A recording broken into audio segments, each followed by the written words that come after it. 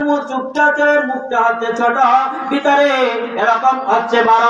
ওই যে তন্দুর লুটি চুলা ভাজার মতন এরকম চুলার মধ্যে আগুন যখন বাড়ে, বলে যে তখন উলঙ্গ নারী পুরুষেরা কেমন যেন উপচে পড়ে, আবার তাপ যখন কমে আবার ভিতরে চলে যায়। নবী জিজ্ঞেস করলেন এরা কারা? কয় ওই দুই সাথী বলতেছে এরা আপনার ওই সমস্ত লোক, বলে যারা কি করেছে আপনার উম্মতের মধ্যে যারা জেনাকার নারী পুরুষ তাদের এরকম শাস্তি হইতেছে। এজন্য চোখের জেনা আছে কি কান? চোখের জেনা বলে মুখের জেনা, হাতের জেনা, পায়ের জেনা আছে কিনা? আর সরাসরি একজন নারীকে যদি আপনি বেগানা নারীকে দেখেন তাহলে ৭০০০ বছর আপনার জাহান্নামে জ্বলতে হবে। আলী রাদিয়াল্লাহু আনহু বলেন ইয়া রাসূলুল্লাহ, হঠাৎ করে আমার একটা চোখ পড়ে গেল বেগানা নারীর প্রতি, এখন আমি কি করব? তুমি সাথে সাথে নামায় আনবা, বলে দ্বিতীয়বার তুমি তাকাতে পারবে না। প্রথম নজর হঠাৎ করে নজর পড়লো, এটা তোমার জন্য জায়েজ, পড়ার সাথে সাথে তুমি নিচু করবা, দ্বিতীয়বার তুমি দেখবা না হারাম। যদি তুমি ইচ্ছা করে দেখো আর তুমি যদি খায়ের সাথে দেখো, ইচ্ছা করে যদি তুমি নজর দাও, তোমার চোখের মধ্যে গলিত সীসা ঢেলে দেওয়া হবে। তোমার শক্তি আছে, তোমার কুষ্টির বল আছে, তুমি এরকম পাল্লা, কিন্তু গলিত সীসা যখন দেওয়া হবে কিন্তু তখন তোমার আর কোনো ক্ষমতা তোমার থাকবে না। না না ভাই না, এজন্য আমি জেনার মধ্যে লিপ্ত হব না। পারা যাবে কি কেন? তাহলে এইটা আবার কি করে সম্ভব? জেনা থেকে বাঁচতে হইলে আর একটা কাজ করতে হবে, সেইটা হলো বাড়ি পর্দা কায়েম করতে হবে। হুজুর এইটা আবার কি করে সম্ভব? হ্যাঁ, আপনার পক্ষে সম্ভব। আপনাদের দেশে খড়ি আছে, বাঁশও কিনতে সহজে পাওয়া যায়, আমাদের দেশে সহজে বাঁশ কিনতে পাওয়া যায় না। আমাদের দেশে সহজে ছোট্ট একটা বাঁশ কিনতে গেলে ৩-৪০০ টাকা লাগে। আমি বাঁশ কিনতে গেছি ৩টে বাঁশ, ৩টা মোটামুটি ভালো, আর একটা হলো মাত্রা বাঁশ ফুলা। হুজুর ১৬০০ টাকা দাম, আপনি নিলে আসছেন ১০০ টাকা আপনার জন্য রেট করতে পারি। বুঝছেন কথা? এই জন্য আপনার দেশে বাসার অত দাম না, খড়িও অত দাম না। আজকে থেকে গিয়ে বেড়া দিয়ে দেব, আর মামাতো ভাই, ফুফাতো ভাই, খালাতো ভাই যারা আছে তাদেরকে বলে দিব না না আমার বাড়ির মধ্যে তোমরা আসতে পারবা না। পারবো কি গান? হুজুর কাম হয়ে গেছে, দেওয়ারের সাথে বলে দেখা করতে পারবে না। মা দাদি নানি আর নাতিনি পুতিনি, বেটি বুবু খালার বাতিনি বাগিনী, দুধ মাতা দুধ বোন শাশুড়ি ভগিনী, এই ১৪ জনকে বিবাহ করা হারাম একিনি। মা দাদি নানি আর নাতিনি পুতিনি, বেটি বুবু খালার বাতিনি বাগিনী, দুধ মাতা দুধ বোন শাশুড়ি ভগিনী, এই ১৪ জনকে বিবাহ করা হারাম একিনি। যাদেরকে বিবাহ করা হারাম তাদেরকে আপনি দেখতে পারবেন, যাদেরকে দেখা যায় তাদেরকে বিবাহ করা জায়েজ নাই, তাদেরকে দেখা যায় তাদেরকে বিবাহ করা জায়েজ নাই, তাদেরকে দেখা যায় নাই তাদেরকে বিবাহ করা জায়েজ। বুঝাইতে পারলাম না? ফুফাতো বোন, মামাতো বোন, খালাতো বোন যত আছে, ভাবি যা আছে, এরকম ভাবি যেতে যা আছে, এদের একজনের সাথেও দেখা করা যায় নাই। এই দেখা করা যায় এদের কারণে আমরা বলি আপনারা মানেন না, যার কারণে আপনাদের বাড়িতে অশান্তি, আমার বাড়ি অশান্তি। আমার ছোট ছেলে আমার বড় ছেলের বউকে নিয়ে হাঁটা করেছে, লক্ষ লক্ষ টাকা নিয়ে শিবচর বাড়ি ঘর বানাইছে, ওখান থেকে টাকা নিয়ে এরকম বড় বাড়ি বানাইছে। এখন স্বামী কান্দে, হায় হায় আমি কি করলাম। ৩০ বছর বিদেশ থাকে, সব টাকা পয়সা বোন নামে পাঠাইছে, এখন তো অ্যাকাউন্ট বউ নামে না করলে অনেক ঝামেলা। ঠিক আছে, আপনাদের এখানে নাই, আমি দেখি খুব সময় দিকে আছে। বউ অ্যাকাউন্ট নামে, বউ যদি অ্যাকাউন্ট না করে তোমার মা আর বাপকে দাও, ও আমার আর দরকার নাই। কয় কি কয় না, আর বাড়িতে শিবচর সব ভাড়া থাকে, বাড়িতে বিল্ডিং মধ্যে থাকে না, ওই শ্বশুর শরীরে এরিয়ার মধ্যে থাকা যাবে না, মনটা চায় তদনে নিয়ে চলা যায় না। আপনাদের এসে পাশে খুব কম, কিন্তু ওদিকে আছে কি কম। এই জন্য কয় শিবচর ভাড়া থাকতে হবে। ঠিক ছেলে থাকে কথা এসবেন, কয় টাকার অভাব নাই, কয় ও ছেলে কয় আবার তুমি কিছু করো না, যা করে করুক করুক, এর ঝামেলা ঠিক আছে। এই জন্য আল্লাহর হুকুম না থাকার কারণে সব ঘরের মধ্যে অশান্তি চলতেছে। আমরা কইলে আপনার মানুষ না বিয়ে শাদী করে বিয়ে আমার খাইতে আমার গোষ্ঠী খেতে পারো তো তাই আমার 300 লোক খাইতে দেবো কত 300 বিয়ে কয়েন কি করবো আসেন না ঠিক আছে একটু কমই আসেন না 300 দিতে হবে না আমার লোকজন বন্ধু বান্ধব অনেক আছে আত্মীয় স্বজন পর যায় এইরকম একটা প্যান্ডেল বানায় এরকম একটা প্যান্ডেল বানায় সেখানে আমরা হুজুরাও দাওয়াত দিয়ে সময় খাই দোকান ওখানে যাইতে আমাদের লজ্জা করতে অনেক সময় যাইতে হয় ওই যে মাতুব্বর কাকে দাওয়াত দিয়েছে ওখানে না গেলে হুজুর দাওয়াত দিলাম ও আইলো না কি কারণ সামাজিকতা বাঁচে ইমানের 12টা বাজে গেছে সামাজিকতা বাঁচে যে আমার ইমানের 12টা বাজে গেছে কি কয় এক জায়গায় খাইতে গেছি খাইতে পারবে আর গেলাস হচ্ছে না ওই যে ডেকোরেশনের গেলাস আনে না কি কারণ গেলাস আনে গেলাস হলো সাদা এর চারিপাশে রঙিন হয়ে গেছে চারিপাশে খাইতে খেতে রঙিন হয়ে গেছে এরপরে আমরা গেছি কি ব্যাপার রঙিন হয়েছে ওই লিপস্টিকের এরকম রঙে এই গেলাসটা পুরা রং হয়ে গেছে একটা হুজুর সকালে চাকরি যাইতে পারে ভয় করেন ভাই তো এরকম খাওয়ার কারণে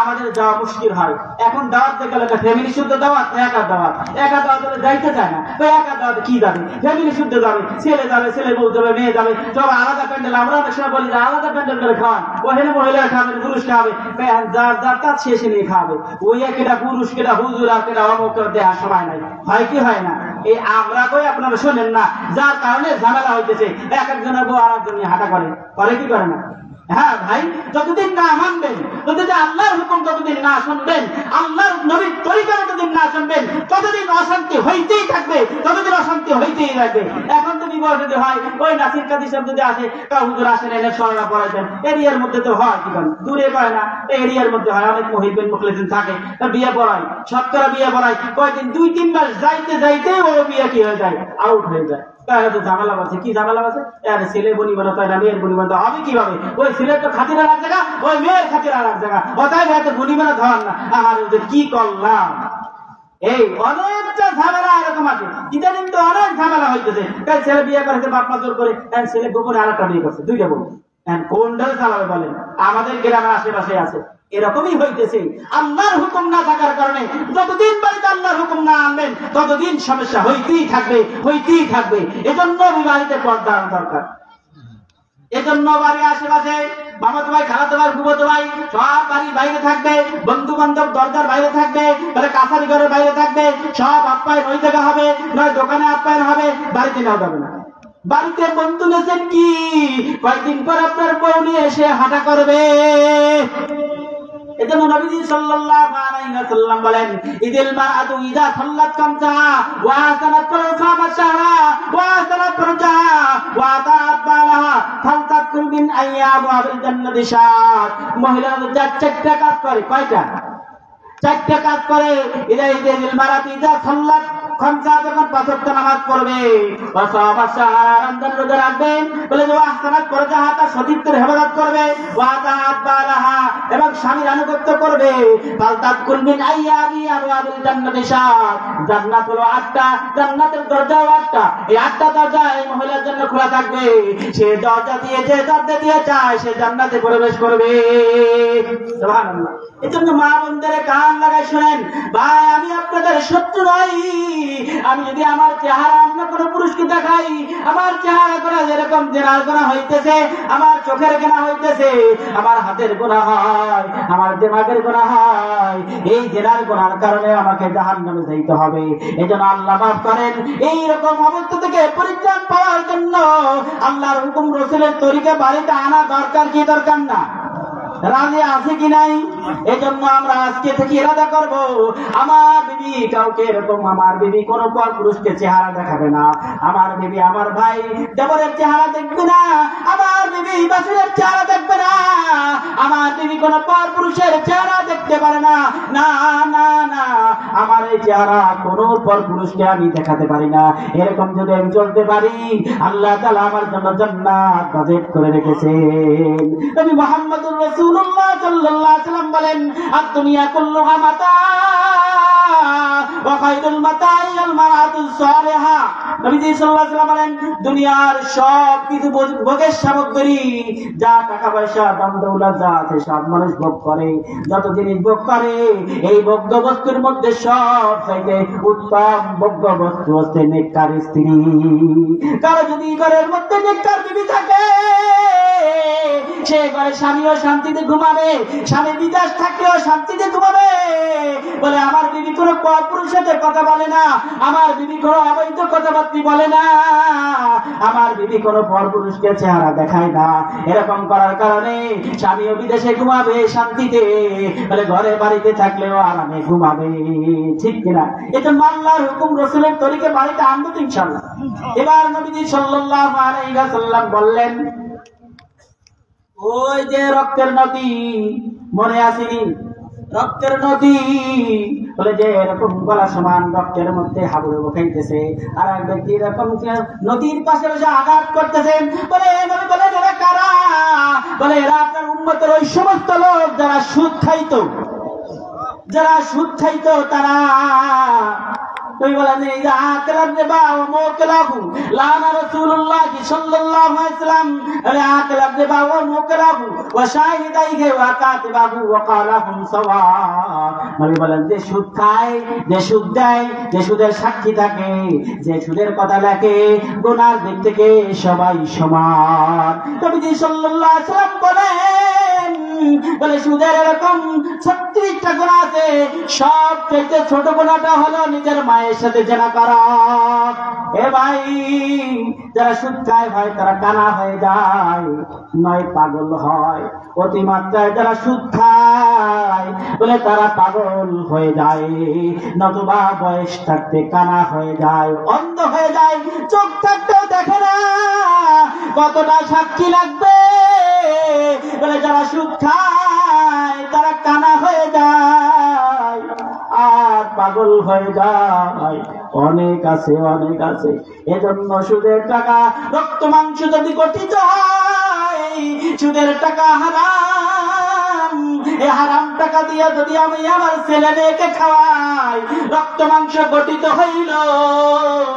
সুদের টাকার, হারাম টাকার রক্ত মাংস গঠিত, সেই রক্ত মাংস কখনোই জান্নাতে যাবে না। বলে যে সুদের টাকা দিয়ে যদি আমার সন্তান মানুষ হয়, বলে তার রক্ত মাংস গঠিত হয়, সে যদি পায়, এই সন্তান কখনোই সে জান্নাতে যাইতে পারবে না। আল্লাহ বলেন, ইয়া আইয়ুহার রাসূল কুলু মিনাত তাইয়্যিবাত। পৃথিবীর মধ্যে সবচাইতে দামি মানুষ হচ্ছেন রাসূলগণ। এই পৃথিবী ফেরেশতাদের থেকেও দামি রাসূলগণ। আল্লাহ ডাকতে বলতেছে, হে রাসূলগণ, তোমরা হালাল খাও। সারাদিন তুমি ইবাদত বন্দি করবা, চিন্তা করবা, তাহাজ্জুদ পড়বা, দিন পড়বা, ইশরাক পড়বা, নামাজ পড়বা, সব ধরনের ইবাদত বন্দি করবা, হজ করবা, যাকাত দিবা, যা করো না করো। যদি হারাম খাও, একটা সিজদাও আল্লাহর দরবারে কবুল হবে না। নবী মুহাম্মদুর রাসূলুল্লাহ বলেন, 3 ব্যক্তির দোয়া সরাসরি কবুল হয়ে যায়। 1 নম্বর হলো মুসাফির। এই দোয়া করলে এরকম দোয়া কবুল হয়ে যায়। এরকম মুসাফির যদি বাড়ি থেকে 48 মাইল দূরে সফর করার নিয়ত থেকে বের হয়, তো বাড়িতে বের হওয়ার পরেই সে 4 রাকাত নামাজের, ফরজ নামাজের 2 রাকাত পড়ে, নফল টফল সব মা, এই ব্যক্তি দোয়া করলে সরাসরি দোয়া কবুল হয়ে যায়। এই যদি এই ব্যক্তি, মুসাফির ব্যক্তির পোশাক যদি হারাম হয়, খাবার যদি হারাম হয়, দীর্ঘ সময় সফর করলে উস্কু দুষ্টু চেহারা, বলে পোশাক গুলো এরকম ধুলাযুক্ত হয়ে গেছে, দোয়া করে আল্লাহর দরবারে দোয়া করে, এই দোয়া আল্লাহর দরবারে কবুল হবে না। যত ইবাদত বন্দেগী কবুল হওয়ার 1 নম্বর শর্ত হলো হালাল খানা। হালাল খানা খাবা না, নামাজ শুধু ইবাদত বন্দেগী কোনো কবুল হবে না। এজন্য আল্লাহ বলেন, ইয়া আইয়ুহার রাসূল কুলু মিনাত তাইয়্যিবাত। হে রাসূলগণ, তোমরা হালাল খাও। তাহলে রাসূলগণদেরকে আল্লাহ আদেশ করছেন, আমাদেরকে আল্লাহ বলতেছেন তোমরা হালাল খাও। হালাল না খাইলে যা ইবাদত বন্দেগী করো কখনোই সেটা কবুল হবে না। রাজি আছি তো ইনশাআল্লাহ?